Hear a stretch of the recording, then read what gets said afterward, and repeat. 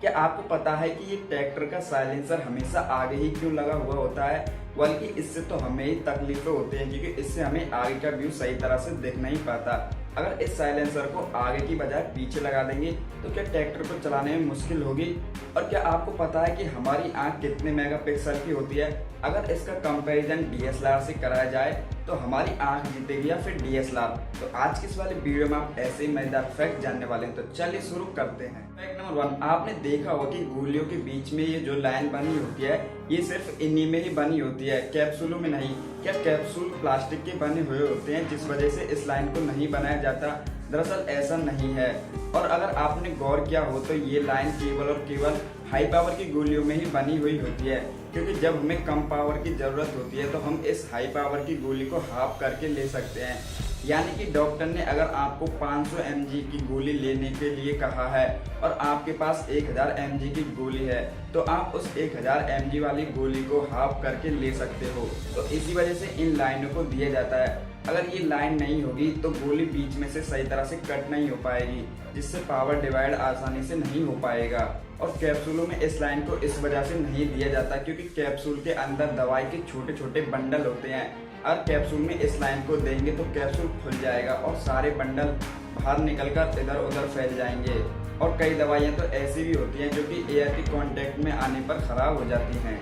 Fact number 2, आपने देखा होगा कि अक्सर ट्रकों में ये वाला एक्सल उठा हुआ होता है। जब इस एक्सल को चलाना ही नहीं होता है तो फिर ये एक्सल दिया क्यों जाता है? दरअसल इस एक्सल को देने के पीछे भी बहुत बड़ा रीजन है। ये एक्सल तभी उठा हुआ होता है जब ट्रक खाली होता है या फिर ट्रक के ऊपर कम लोड होता है। जब ट्रक में ज्यादा लोड होता है यानी एक्स्ट्रा लोड होता है तब इस एक्सल को नीचे गिरा दिया जाता है और इस एक्सल को ड्रॉप एक्सल कहते हैं। और जब हमारा ट्रक ओवरलोड हो जाता है तो इस एक्सल को नीचे गिराकर हम वजन को सभी एक्सलों पर बराबर बराबर बांट देते हैं। और इस वजन को बराबर बांटने से ट्रक के पहियों पर लोड भी कम पड़ता है, जिस वजह से पहियों में कोई भी खराबी नहीं होती है।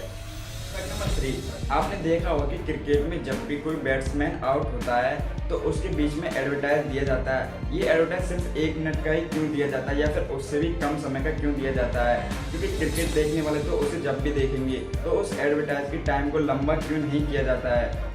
क्योंकि जब भी कोई बैट्समैन आउट होता है और दूसरा बैट्समैन 3 मिनट के अंदर अंदर क्रीज पर नहीं पहुंचता है तो फील्डिंग टीम के द्वारा उस बैट्समैन को टाइम आउट दिया जा सकता है, जिस वजह से उस खिलाड़ी को एक भी बॉल बिना खेले ही आउट होना पड़ता है। तो इसी वजह से जब क्रिकेट में कोई बैट्समैन आउट होता है तो उसके बीच में इस एड को इतना ही रखा जाता है। फैक्ट नंबर 4, आपने देखा होगा कि जो ट्रैक्टर का साइलेंसर होता है वो हमेशा ऊपर ही होता है और आगे की ओर होता है। अगर हम इस साइलेंसर को पीछे लगा दें तो क्या ट्रैक्टर में कोई नुकसान हो जाएगा या फिर ट्रैक्टर चलाने में तकलीफ होगी? क्योंकि आपको पता है कि ट्रैक्टर हमेशा एग्रीकल्चर में यूज होता है, जिस वजह से उसे कई बार तो ऐसे ऊबड़ खाबड़ रास्तों से गुजरना पड़ता है जहाँ पर मिट्टी पत्थर कई होते हैं। अगर इस साइलेंसर को हम आगे से हटाकर पीछे लगा देंगे तो मिट्टी पत्थर उस साइलेंसर में घुस जाएंगे, जिस वजह से इंजन को बहुत ज्यादा नुकसान पहुंचेगा। और ट्रैक्टर एग्रीकल्चर में यूज होता है, जिस वजह से हमें उसका मेंटेनेंस भी जल्दी कराना पड़ता है। अब ये साइलेंसर बाहर की ओर होता है तो इसका मेंटेनेंस भी आसानी से हो जाता है, तो इसी वजह से इसको हमेशा ऊपर ही दिया जाता है। फैक्ट नंबर 5, क्या आप पता है कि हमारी आंख इतनी हल्की होती है कि अगर हम इसको निकाल कर जमीन पर रखें और फूंक मारें तो ये वैसे ही उड़ जाती है, लेकिन इसका काम बहुत ही ज़्यादा होता है। अगर हम इसका कंपैरिजन डीएसएलआर से करें तो क्या हमारी आंख जीत पाएगी? दरअसल हमारी आंख का मेगापिक्सल होता है वो होता है 576 और डीएसएलआर का इतना नहीं होता है।